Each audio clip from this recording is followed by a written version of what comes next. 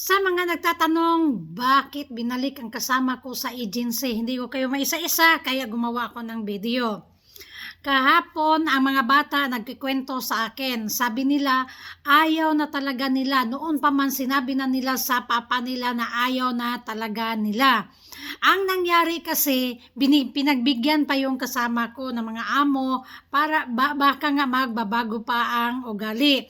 Sa tuwing tatawagin siya ng mga bata, digiga. Ibig sabihin, saglit lang. Kahit mga amo, ginaganon yan. Digiga, shuay. Ginaganon niya. Ayaw ng mga amo ng ganon.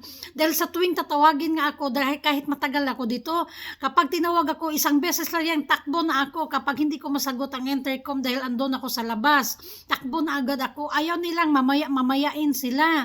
Isa pa, ang mga bata galing sa school, gustong kakain agad-agad. Sinabi ko na yan sa kanya, pagkatapos natin sa trabaho sa taas, alatol, diretso kang gawa ng salad at saka juice para ihanda na yan pagdating nila, kakain na sila, ready na lahat. Hindi yung pagbaba natin, magbabad ka ng cellphone, pagdating nila, kapag kakain na, saka ka magdali-daling gagawa ng salad at saka juice. Ayaw nilang pinapahintay nila dahil matutulog yan pagkatapos nilang kumain. Pero hindi siya nakikinig sa akin.